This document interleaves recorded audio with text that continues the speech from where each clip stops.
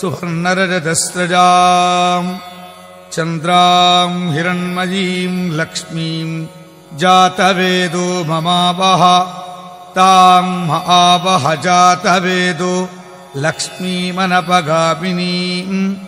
यस्यां हिरण्यं विन्देजं गामश्वं पुरुषानहम् अश्वपूर्वां रथवध्यां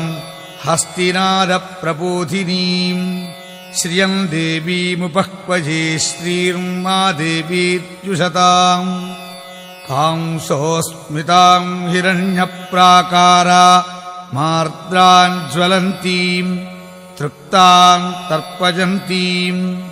पद्मे स्थितां पद्मवर्णां तामिहोपह्वजे श्रियं चन्द्रां प्रभासां यशसा ज्वलन्तीं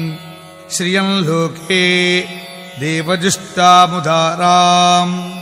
श्रियं लोके देवजुष्टामुदाराम् तां पद्मिनीमीं शरणमहं प्रपद्ये अलक्ष्मीर्मेनश्च तां वृणे आदित्यवर्णे तपसोऽधिजातो वनस्पतिस्तव वृक्षोऽधबिल्वः तस्य फलानि तपसा नुदन्तु मायान्तराजाश्च बाह्या अलक्ष्मीः उपैतु मां देवसखः कीर्तिश्च मणिना सह प्रादुर्भूतोऽस्मि राष्ट्रेऽस्मिन् कीर्तिवृद्धिं ददातु मे क्षुत्पिपासामलान् ज्येष्ठमलक्ष्मीर्नाशयाम्यहम् अभूतिमसमृद्धिं च सर्वान् निर्नुद मे गृहात् धत्वातां दुराधर्षां नित्यपुष्टां करीषिणीम् ईश्वरीं सर्वभूतानां तामिहोपह्वजे श्रियम् मनसः काममाकूतिं वाचः सत्यमसीमहि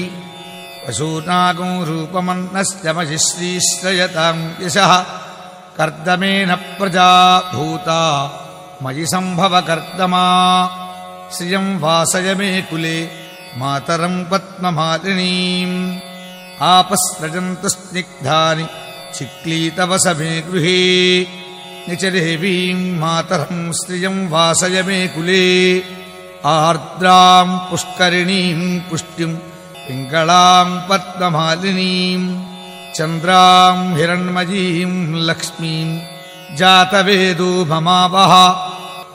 आर्द्रां यः करिणीं यष्टिं सुवर्णां हेममालिनीं सूर्यां हिरण्मयीं लक्ष्मीं जातवेदो ममावह तां महावह जातवेदो लक्ष्मीमनपगामिनीं यस्यां हिरण्यं प्रभूतं गावो दास्योश्वानु विन्देजं